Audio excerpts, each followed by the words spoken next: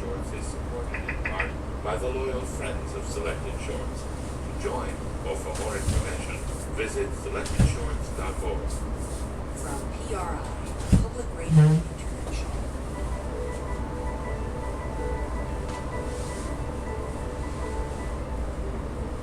There's a melody in my head that I'd like to try. Oh, yes, I know what the answer is there. You just think you've got to entertain us. Nothing doing.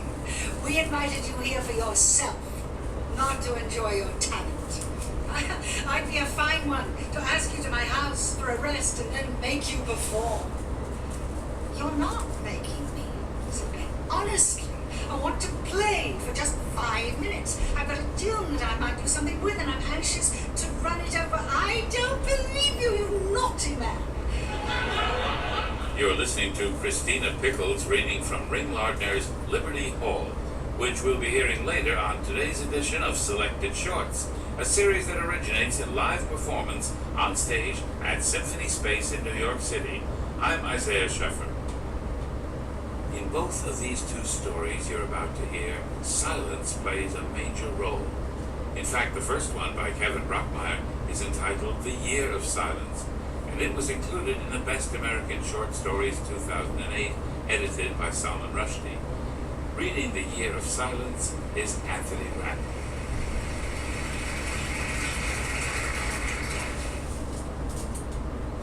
Shortly after 2 in the afternoon, on Monday the 6th of April, a few seconds of silence overtook the city. The rattle of the jackhammers, the boom of the transformers, and the whir of the ventilation fans all came to a halt. Suddenly there were no car alarms cutting through the air, no trains scraping over their rails, no steam pipes exhaling their fumes, no peddlers shouting into the streets. Even the wind seemed to hesitate. We waited for the incident to pass, and when it did, we went about our business. None of us foresaw the repercussions. 2. That the city's whole immense carousel of sound should stop at one and the same moment was unusual, of course, but not exactly inexplicable. We had witnessed the same phenomenon on a lesser scale at various cocktail parties and inter-office minglers over the years, when the pauses in the conversations overlapped to produce an air pocket of total silence, making us all feel as if we'd been caught eavesdropping on one another. True, no one could remember such a thing happening to the entire city before, but it was not so hard to believe that it would. 3. A handful of people were changed by the episode, their lives redirected in large ways or small ones. The editor of a gossip magazine, for instance, came out of the silence determined to substitute the next issue's lead article about a movie star for one about a fashion model, while her assistant realized that the time had come for her to resign her job and apply for her teaching license. A lifelong vegetarian who was dining in the restaurant outside the art museum decided to order a porterhouse steak, cooked medium rare. A would-be suicide had just finished filling his water glass from the faucet in his bathroom when everything around him seemed to stop moving, and the silence passed through him like a wave, bringing with it a sense of peace and clarity he had forgotten he was capable of feeling. He put the pill bottle back in his medicine cabinet. Such people were the exceptions, though. Most of us went on with our lives as though nothing of any importance had happened until the next incident occurred, some 4 days later. 4. This time the silence lasted nearly 6 seconds. 10 million sounds broke off and recommenced like an old engine marking out a pause and catching spark again. Those of us who had forgotten the first episode now remembered it. Were the two occasions connected, we wondered? And if so, how? What was it, this force that could quell all the tumult and noise of the city, and not just the clicking of the subway turnstiles and the snap of the grocery store awnings, but even the sound of the street traffic, that oceanic rumble that for more than a century had seemed as interminable to us as the motion of the sun across the sky? Where did it come from? And why didn't it feel more unnatural? These questions nettled at us. We could see them shining out of one another's eyes. But a few days passed before we began to give voice to them.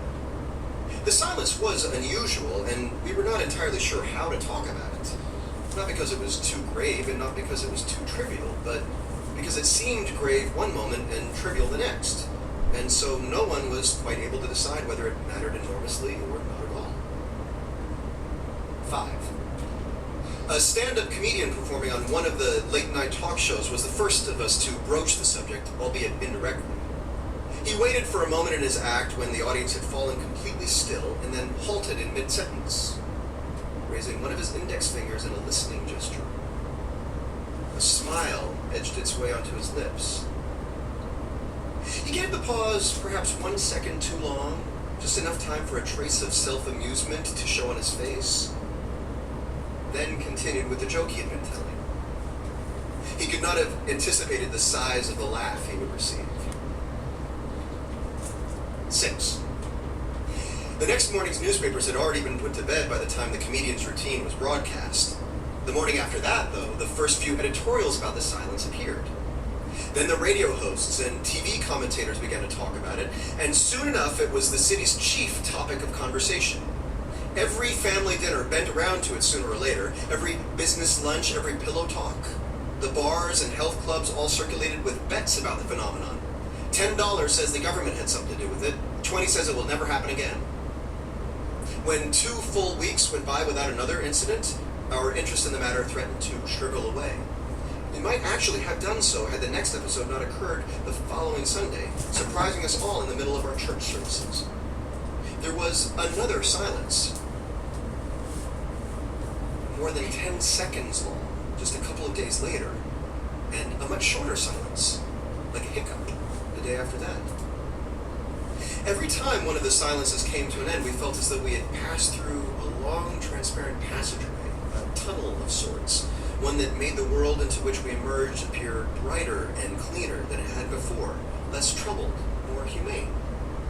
The silence siphoned out of the city and into our ears, spilling from there into our dreams and beliefs, our memories and expectations. In the wake of each fresh episode, a new feeling flowed through us, full of warmth and a lazy equanimity. It took us a while to recognize the feeling for what it was: contentment. 7. The truth was that we enjoyed the silence, and more than that, we hungered for it. Sometimes we found ourselves poised in the doorways of our homes in the morning, or on the edges of our car seats as we drove to work, trying to hear something very faint beneath the clatter of sirens and engines. Slowly we realized that what we were waiting for was another incident to take place. There were weeks when we experienced an episode of silence almost every day. One particular Wednesday saw 3 of them in the span of a single hour.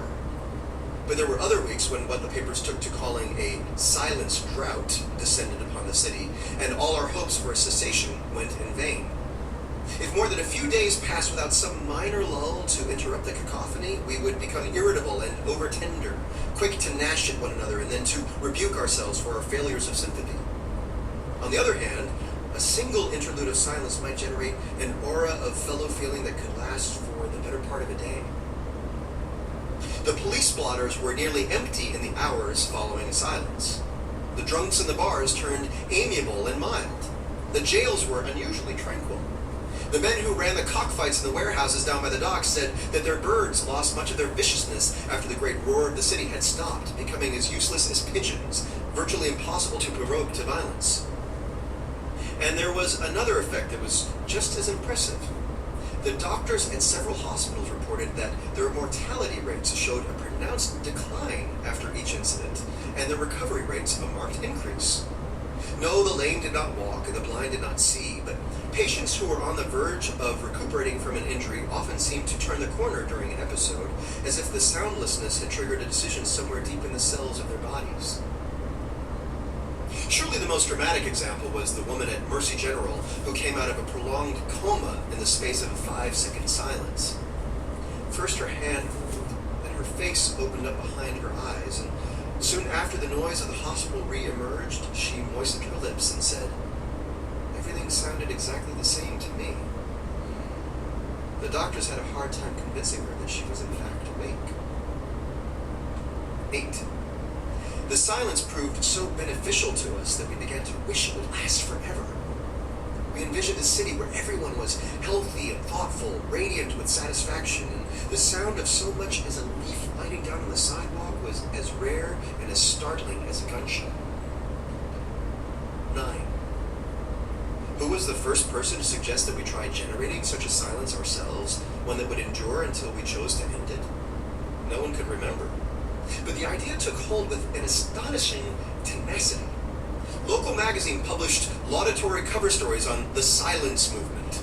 Leaflets with headings like "Promote Silence" and "Silence Equals Life" appeared in our mailboxes. The politicians of both major parties began to champion the cause, and it wasn't long before a measure was passed decreeing that the city would make every possible effort to muffle all sources of noise within its borders so as to ensure a continuing silence for its citizens and their families.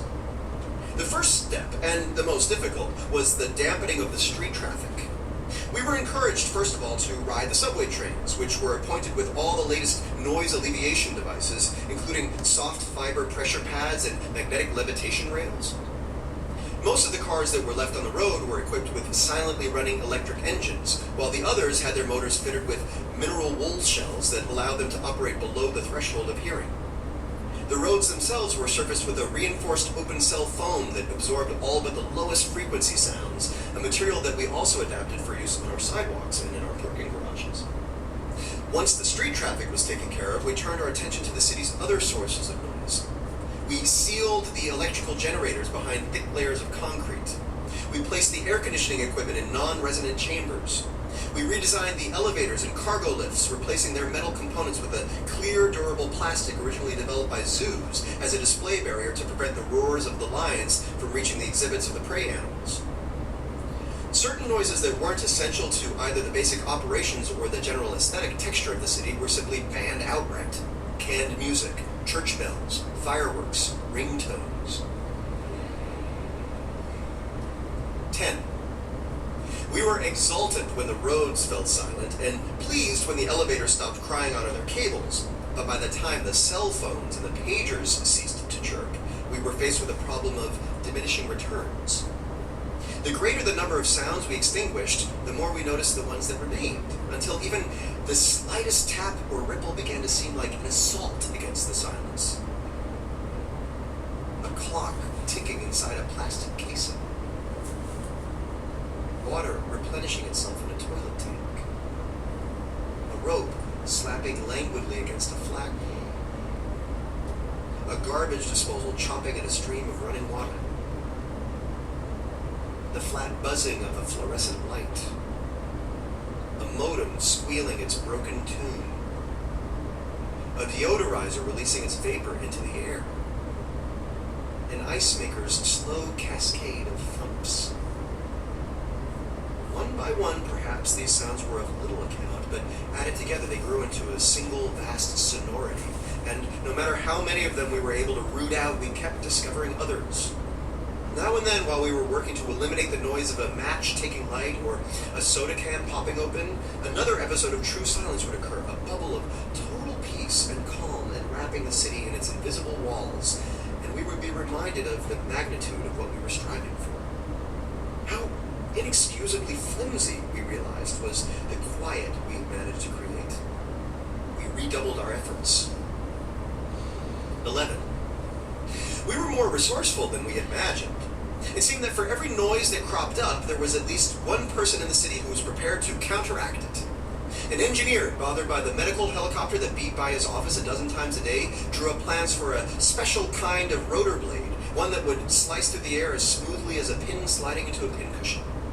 He handed the plans over to the hospital. Within a few weeks, the helicopter drifted so quietly past his window that he was surprised each time he saw it there.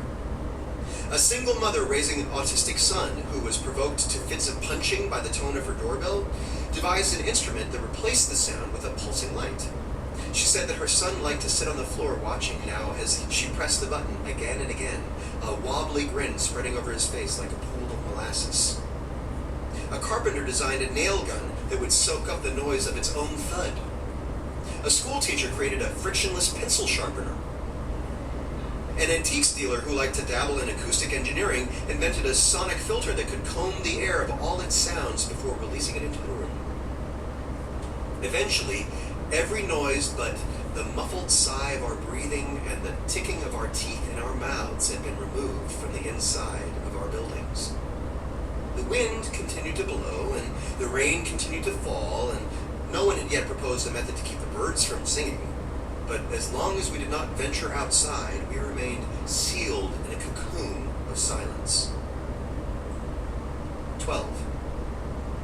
There were times when the silence was close to perfect.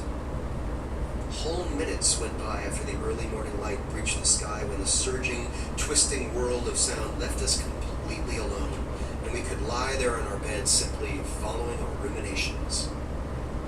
We came to know ourselves better than we had before, or if not better, then at least in greater stillness. It was easier for us to see the shapes we wished our lives to take.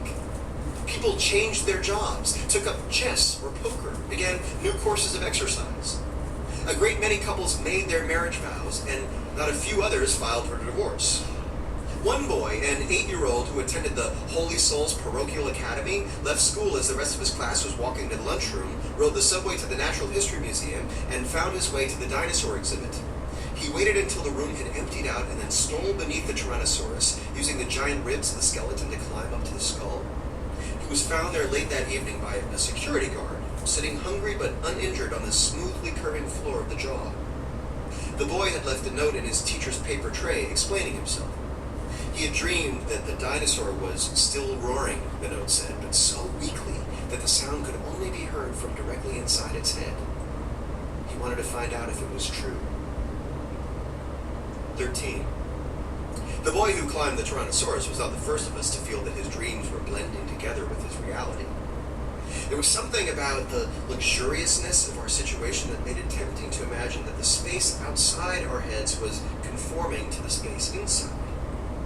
Yet we did not really believe that this was so. It was just that we were seeing everything with a greater clarity now, both our minds and our surroundings, and the clarity had become more important to us than the division. 14. The silence was plain and rich and deep. It seemed infinitely delicate, yet strangely irresistible, as though any one of us could have broken it with a single word if we had not been so enraptured. Every so often, another natural episode would take place, and for a few seconds, the character of the silence would change slightly, the way the brightness of a room might alter as some distant roller in the current surged through a light bulb. But the quiet we had generated was so encompassing by now that only the most sensitive among us could be sure that something had truly happened. 15. In the abundant silence, we proceeded into ourselves.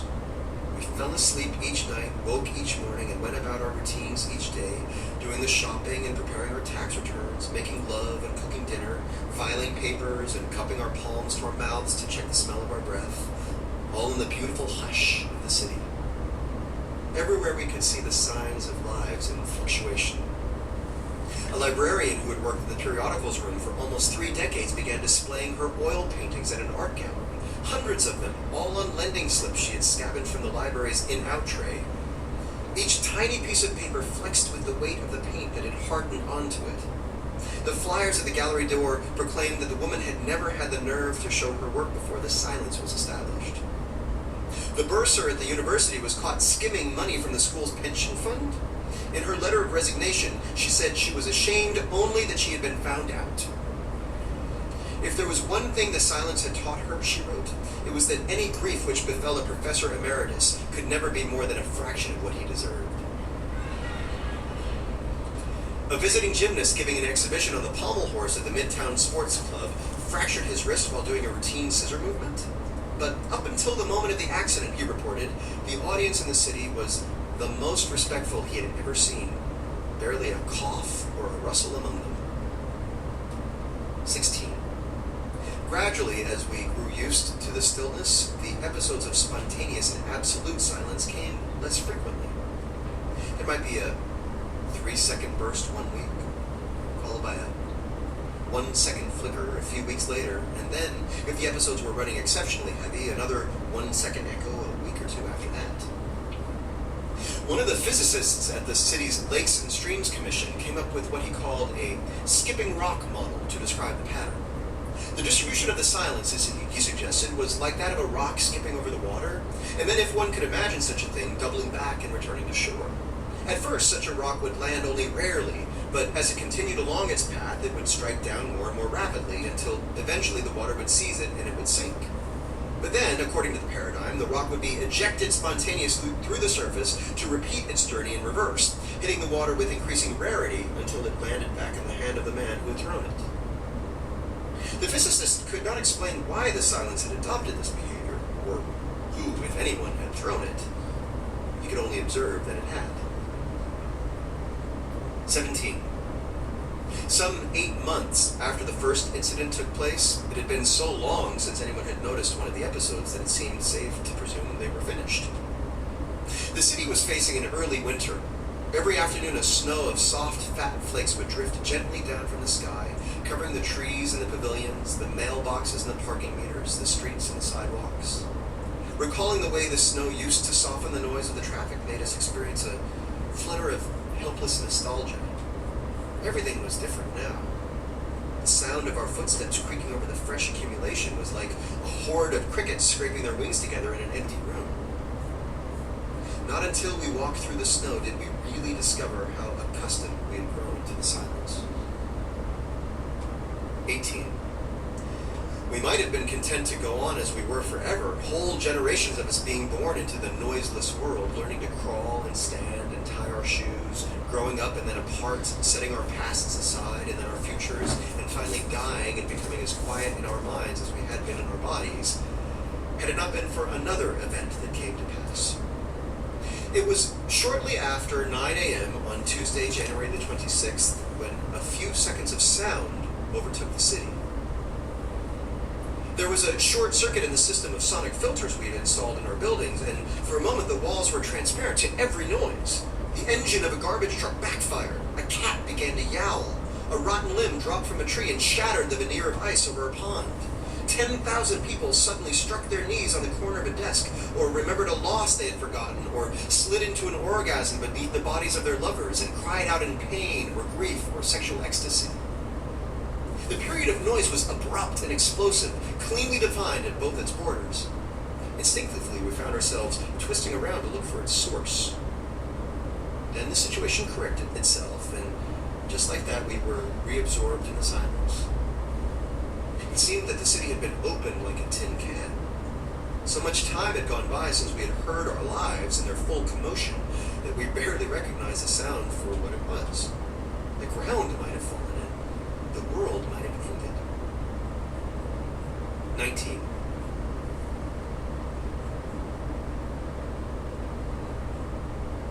Four days later, another such incident occurred, this one almost 8 seconds long. It was followed the next week by a considerably shorter episode, as brief as a coal popping in a fire, which was itself followed a few days later by a fourth episode, and immediately after by a fifth and a sixth, and early the next afternoon by a seventh. We were at a loss to account for the phenomenon.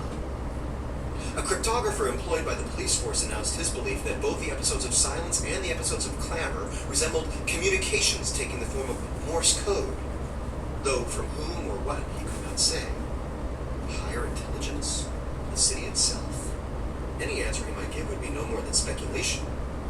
His hunch was that the sender, whoever it was, had resorted to using noise because we had ceased to take note of the silence.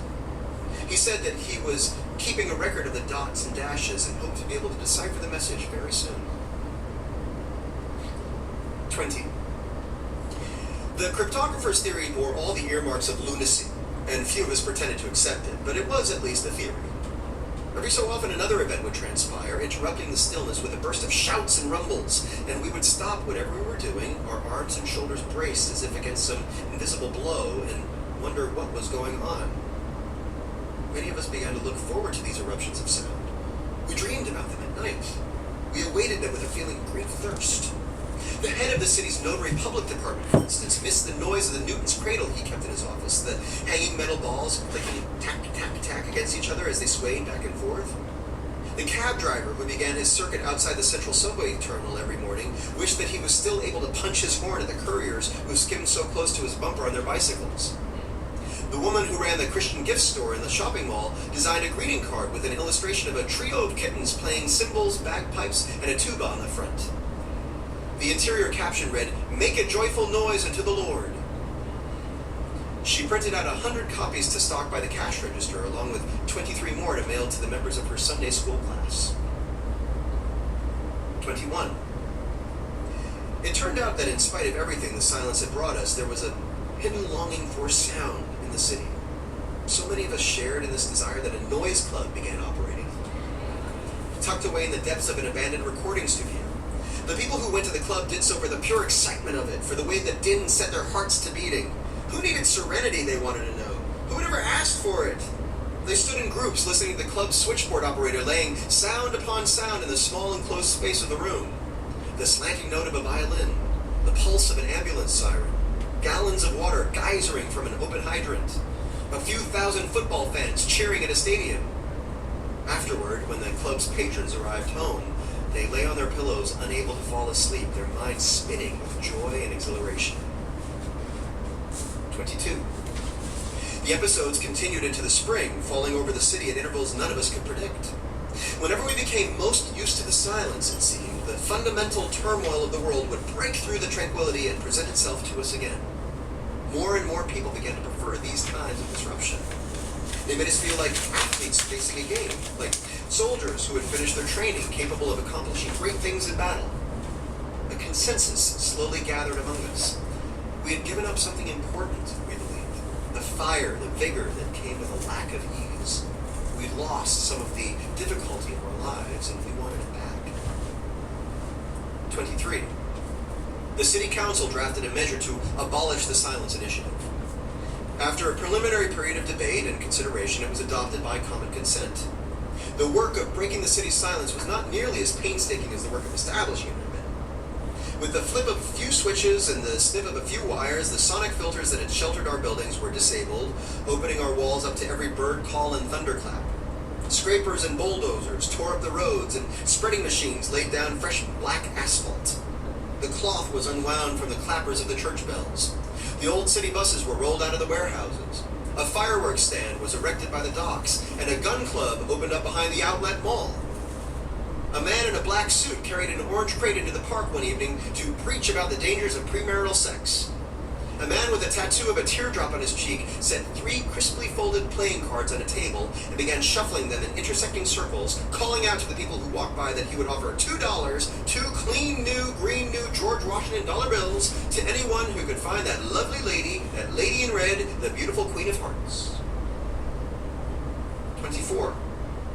In a matter of weeks, we could hear cell phones ringing in restaurants again, basketball slapping the pavement, car stereos pouring their music into the air. Everywhere we went, we felt a pleasurable sense of agitation.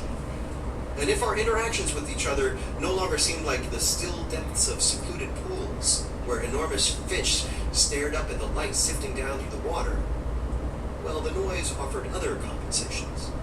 We became more headstrong, more passionate. Our sentiments were closer to the surface. Our lives seemed no less purposeful than they had during the silence, but it was as if that purpose were waiting several corners away from us now, rather than hovering in front of our eyes. For a while, the outbreaks of sound continued to make themselves heard over the noise of the city, just as the outbreaks of silence had, but soon it became hard to distinguish them from the ongoing rumble of the traffic. There were a few quick flashes of noise during the last week of May, but if they carried on into the summer, we failed to notice them. In their place were dogs tipping over garbage cans, flatbed trucks beeping as they backed out of alleys, and fountains spilling into themselves again and again. The quiet that sometimes fell over us in movie theaters began to seem as deep as any we had ever known. We had a vague inkling that we had once experienced in our minds with a greater intimacy, but we could not quite recover the way it had felt. 25. Every day the silence that had engulfed the city receded further into the past. It was plain that in time we would forget it had ever happened. The year that had gone by would leave only a few scattered signs behind, like the imprints of vanished shells in the crust of a dried lake bed, the exemplary hush of our elevators, the tangles of useless wires on our walls, and the advanced design of our subway lines fading slowly into antiquation. That, in a short item published in the Thursday, July the 8th edition of the morning newspaper, a letter detailing the results of the log the police department's cryptographer had been keeping, a repeating series of dots and dashes whose meaning was explicit, he said, but whose import he could not fathom. Dot, dash, dot, dot. Dot, dot. Dot, dot, dot. Dash. Dot. Dash, dot. Dot, dash, dash. Dot. Dot, dash, dot, dot. Dot, dash, dot, dot.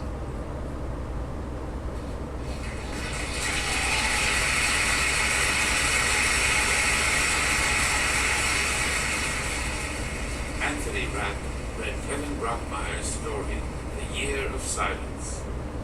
We'll be back in a flash with a very funny Ring Lardner tale. You're listening to Selected Shorts, recorded live in performance at Symphony Space in New York City and at other venues nationwide from PRI, Public Radio International.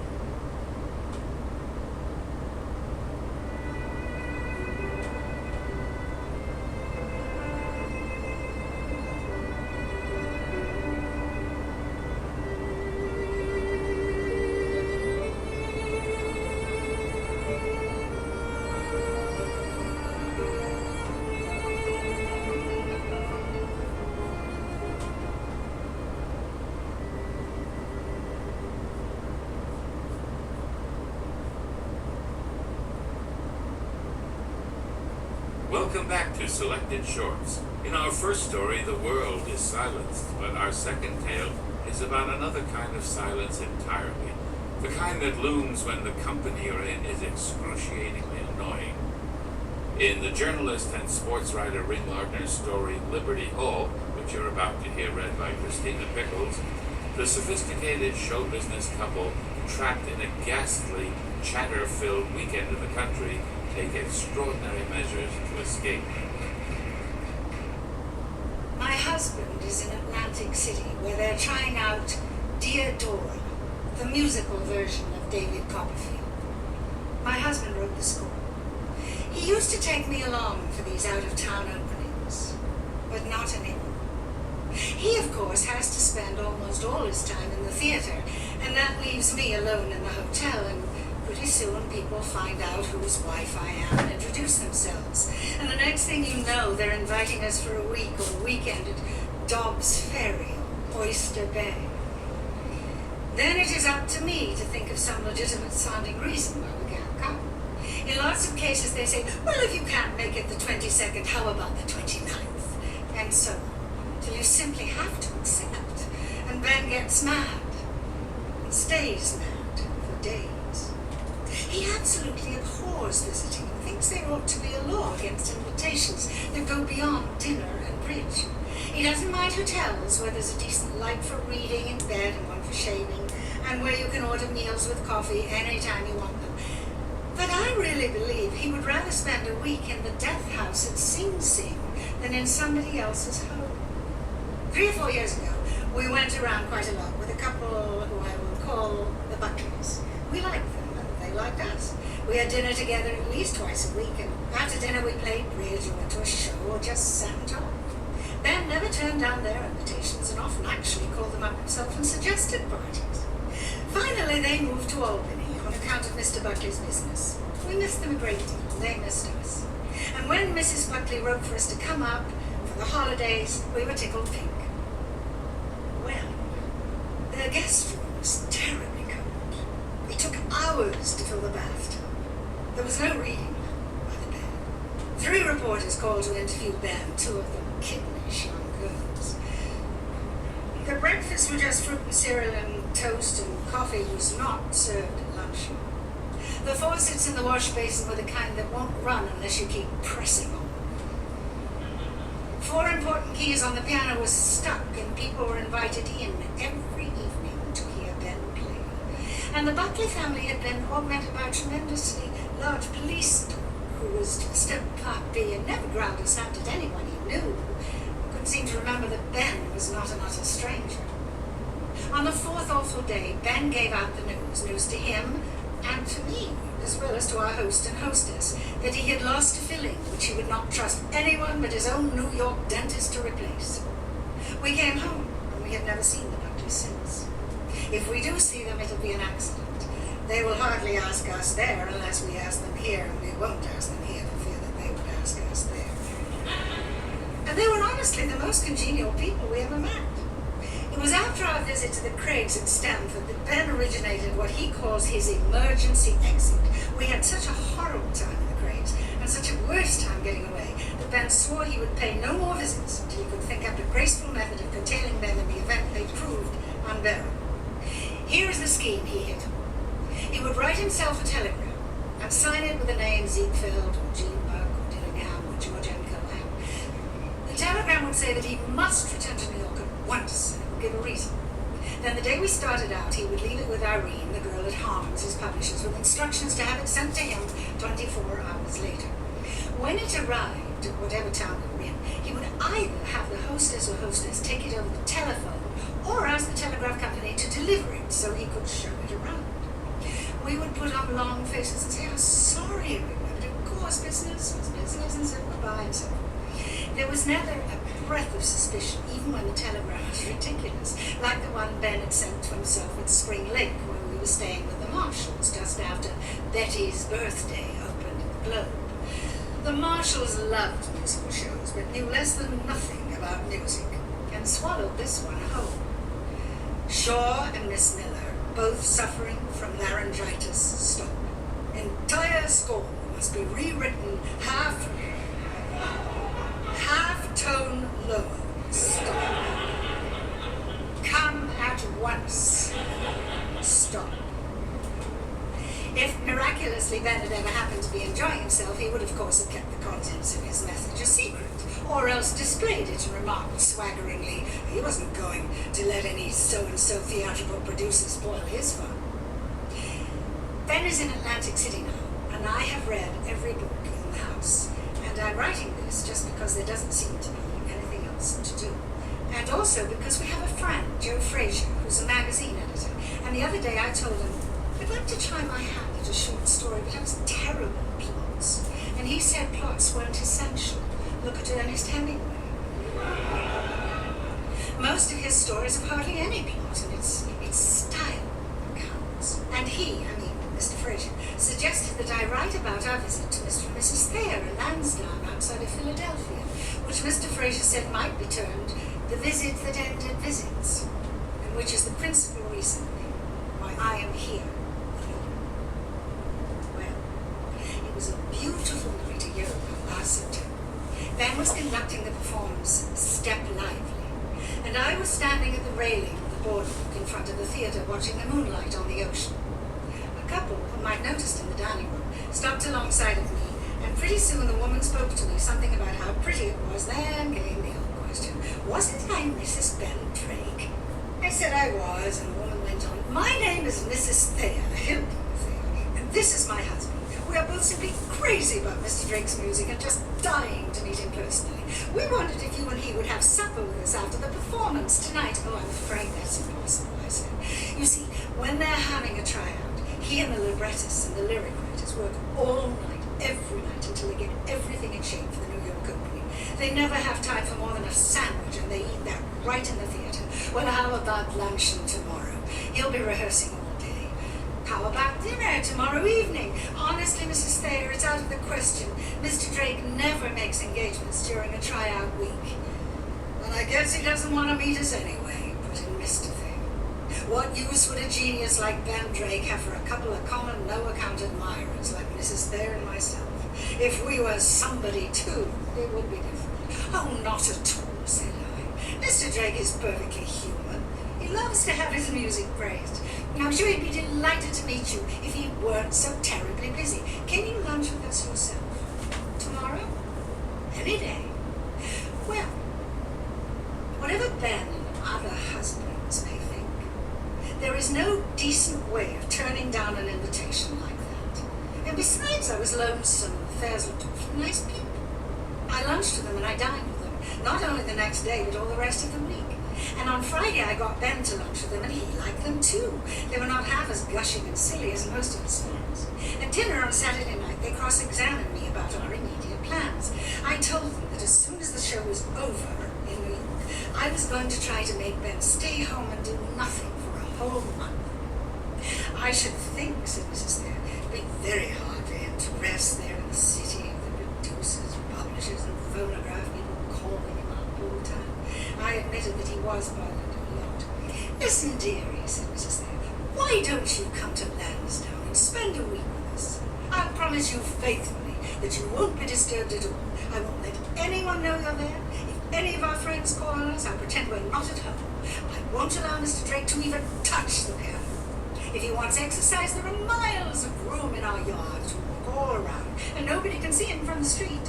All day, all night, he can do nothing or anything, just as he pleases. It will be Liberty Hall for you both. He needn't tell anybody where he is, but if some of his friends or business acquaintances find out and try to get in touch with him, I'll frighten them away. How does that sound?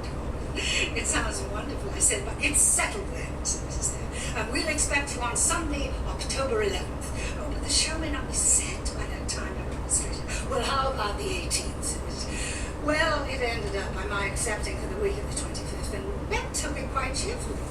If they stick to their promise to keep us undercover, he said, they'd be a lot better than staying in New York. I know that Buck and the Schuberts and Ziegfeld want me while I'm hot, and they wouldn't give me a minute's peace if they could find me. And of course, if things aren't as good as they look, Irene's telegram will provide us with an easy out. On the way over to Philadelphia, he hummed me an awfully pretty melody, which he'd been running through his head since we left the apartment. I think it's surefire, he said. I'm crazy to get to a piano and fool with it. Well, now that isn't resting, dear. We don't want me to throw away a perfectly good tune. They're not so plentiful that I can afford to waste one. It'll take me 5 minutes at a piano and get it fixed in my mind. The Thayers met us in an expensive-looking limousine. Ralph, said Mrs. Thayer to her husband, you sit in one of the little seats, with Mr. and Mrs. Drake, who'll sit back here with me. Oh, I'd really prefer one of the little seats myself, said Ben. And he meant it, for he hates to get his clothes mussed, and being squeezed in besides two such substantial objects as our hostess and myself was bound to rumple them. No, sir, said Mrs. Thayer positively. You came to us for a rest, and we're not going to start off uncomfortable. But honestly, I'd rather it was no use. Ben was wedged between us, and throughout the drive maintained a morose silence, unable to think of anything but how terrible his coat would look when he got out. The Thayers had a very pretty home, and the room assigned to us was close to perfection. There were comfortable twin beds with a small stand and a convenient reading lamp between, a big dresser and a chiffonier, an ample closet with plenty of hangers, a bathroom with hot water that was hot, towels that were not too new, and faucets that stayed on when turned on, and an ashtray within reach of wherever you happened to be. If only we could have spent all our time in that guest room, it would have been ideal. But presently, we were summoned downstairs to luncheon. I had warned Mrs. Thayer in advance, and Ben was served with coffee. He drinks it. Don't you take cream, Mr. Drake? No, never. That's because you don't get good cream in New York. No, it's because I don't like coffee. You would like our cream. We have our own cows, and the cream is so rich, it's almost like butter. Won't you try just a little? No thanks. But just a little to see how rich it is. She poured about a tablespoon of cream into his coffee cup, and for a second I was afraid he was going to pick up the cup and throw it in her face. But he kept hold of himself, forced a smile, and declined a second chop. You haven't tasted your coffee, said Mrs. Thayer. Yes, I have, replied Ben. The cream is wonderful. I'm sorry it doesn't agree with me. I don't believe coffee agrees with anyone, said Mrs. Thayer. While you're here not doing any work, why don't you try to give it up? I'd be so irritable you wouldn't have me in the house. Besides, it isn't plain coffee that disagrees with me. It's coffee with cream. Pure, rich cream like ours couldn't hurt you, said Mrs. Thayer. And Ben, defeated, refused to answer. eyes. He started to light a Jaguar cigarette, the brand he'd been smoking for years. Hey, wait a minute, said Mr. Thayer. Try one of mine. What are they? asked Ben. Trumps, said our host, holding out his case. They're mild and won't irritate your throat. I'll sample one later, said Ben. You've simply got to try one now, said Mr. Thayer. You may as well get used to them because you'll have to smoke them all the time you're here. We can't have guests providing their own cigarettes. So Ben had to discard his Jaguar and smoke a Trump. It was even worse than he had anticipated. After lunch, we adjourned to the living room, and Ben went straight to the piano. Here, here, none of that, said Mrs. Thayer. I haven't forgotten my promise. What promise? asked Ben. Didn't your wife tell you? I promised her faithfully that if you visited us, you wouldn't be allowed to touch the piano. But I want to, said Ben. There's a melody in my head that I'd like to try. Oh, yes, I know all about that, said Mrs. Thayer. You just think you've got to entertain us. Nothing doing. We invited you here for yourself, not to enjoy your talent. I'd be a fine one to ask you to my house for a rest and then make you perform. You're not making me, said Ben. Honestly. I want to play for just 5 minutes. I've got a tune that I might do something with, and I'm anxious to run it over. I don't believe you, you naughty man, said our hostess. Your wife has told you how wild we are about your music, and you're determined to be nice to us. But I'm just as stubborn as you are. Not one note do you play as long as you're our guest. Ben favored me with a stricken look, mumbled something about unpacking his suitcase. It was already unpacked. And we went up to our room, where he stayed nearly an hour, jotting down his new tune, smoking Jaguar after Jaguar, and wishing that black coffee flowed from bathtub faucets. About 4:15, Mr. Thayer insisted on taking him around the place and showing him the shrubbery. Something that held in Ben's mind a place of equal importance to the grade of wire used in hairpins. I'll have to go to business tomorrow, said Mr. Thayer, and you will be left to amuse yourself. I thought you might enjoy this planting more if you knew a little about it. Of course, it's much prettier in the spring of the year. I can imagine so. You must come over next spring and see it. Usually busy in the spring, said Ben. Before we go in, said Mr. Thayer, I'd like to ask you one question. Do tunes come into your mind and then you write them down? Or do you just sit at the piano and improvise until you strike something good? And sometimes one way and sometimes the other, said Ben. That's very interesting, said Mr. Thayer. I've often wondered how it was done. And another question, do you write the tunes first and then give them to the men who write the words? Or do the men write the words first and then give them to you to make up the music to? Sometimes one way and sometimes the other. Very interesting, said Mr. Thayer. It's something I'm glad to know. And now we better join the ladies, or my wife will say I'm monopolizing you. They joined us, much to my relief. I had just reached a point where I would either have to tell Hilda exactly how much Ben earned per annum, or that it was none of her business. Well, said Mrs. Thayer to Ben, I was afraid Ralph had kidnapped you. He was showing me the shrubbery, said Ben. What did you think of it? It's a great shrubbery, said Ben, striving to put some warmth into his voice. You must come and see it in the spring. I'm usually busy in the spring. Ralph and I are mighty proud of our shrubbery. You have a right to be. Ben was taking a book out of the bookcase. What book is that? asked Mrs. Thayer. It's The Great Gatsby, said Ben. I've always wanted to read it, but I never got around to it. Heavens, said Mrs. Thayer, and she took it away from her. That's old. You'll find the newest ones there on the table. We keep pretty well up to date, Ralph and I are both great readers. Just try any one of those books in that pile. They're all good. Ben glanced over and selected Chevrons. He sat down and opened it. Man, exclaimed Mrs. Thayer, you've picked the most uncomfortable chair in the house. He likes straight chairs.